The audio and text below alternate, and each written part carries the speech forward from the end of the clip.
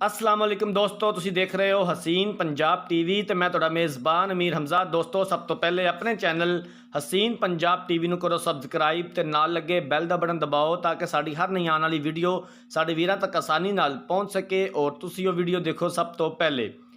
अज जनाब अपने वीरां भरावां वास्ते दो गावां की वीडियो लैके हाज़र होए हैं। बड़ियां खूबसूरत ने माशाअल्लाह, खूबसूरत नस्ल है। जस्सी तो फ्रीजन की क्रास ने, दोवें गावां ही बड़ियां खूबसूरत ने माशाअल्लाह। गां नंबर 1 कैमरे की नज़र है, वीरां भरावां दे सामने आ। जर्सी तो फ्रीजन का क्रास है, लाखा रंग है, सिरों घोनियां ने दोवें गावां ही। गां नंबर 1 ने दूसरा सूवा सोना है तो गां नंबर 2 है जिहड़ी वो दूसरा सूवा सूई हुई है।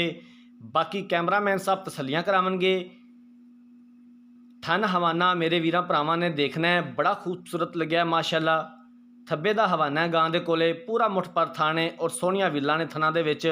बाकी टुरदियां फिरदियां हर तरह की गारंटी इंशाअल्लाह ताला हसीन पंजाब टीवी की होएगी। टुरदियां फिरदियां गावां कैमरामैन साहब दिखा रहे हैं। गां नंबर 1 ने दूसरा सूवा सूना है, तकरीबन 4 तो 5 दिन लैंदी है सून दे विच। जस्सी तो फ्रीजन का क्रास है, पहले सूबे 20 किलो दुध का रिकॉर्ड इहदा, 20 किलो मालकां की गारंटी है। 3 लाख रुपया गां नंबर 1 की डिमांड है। प्यार मुहब्बत मजीद हो जाएगा, असीं इंशाअल्लाह ताला करवावांगे जिथों तक हो सकिया।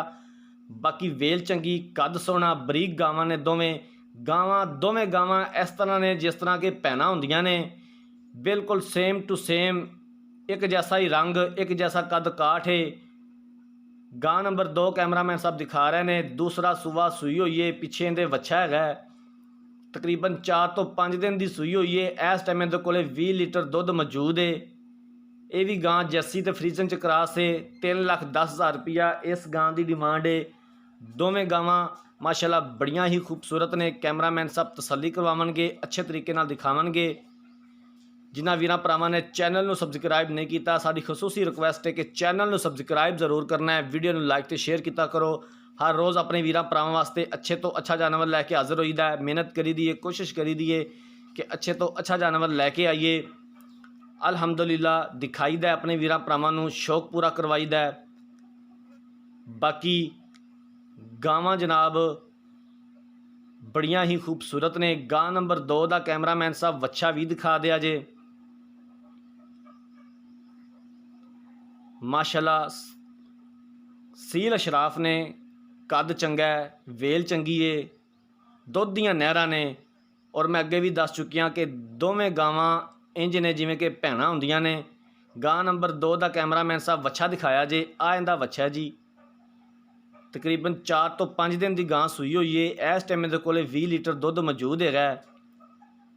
गां नंबर 1 ने दूसरा सूवा सूना है। गां नंबर 1 की डिमांड 3 लाख रुपया है। गां नंबर 2 की डिमांड 3,10,000 रुपया है। प्यार मुहब्बत हो जाएगा और असीं इंशाअल्लाह ताला करवावांगे जिथों तक हो सकिया। इंपोर्टेड गावां ने माशाअल्लाह, बड़ियां खूबसूरत ने। घर दे विच खड़ियां ने, किसी व्यापारी दे कोल नहीं खड़ियां। घर दियां गावां ने, वच्छियां सांभियां ने, हुण जनाब तैयार हो रही ने तो वह सेल कर रहे हैं। बाकी अगर किसी वीर भरा ने ये गावां खरीदनियां ने, रबता नंबर 0312 612 2054 इस नंबर पर WhatsApp बनी है। अगर साड़ी अज वाली वीडियो पसंद आए, वीडियो नूं लाइक तो शेयर जरूर करना है। कोई गलती कुताही हो गई होवे उनकी खसूसी माजरत है। वीडियो नूं लाइक तो शेयर जरूर करना है। जिंदगी रही तो मिलांगे एक नई वीडियो के नाल। अपने मेज़बान अमीर हमजा नूं दो इजाज़त। अल्लाह हाफिज़।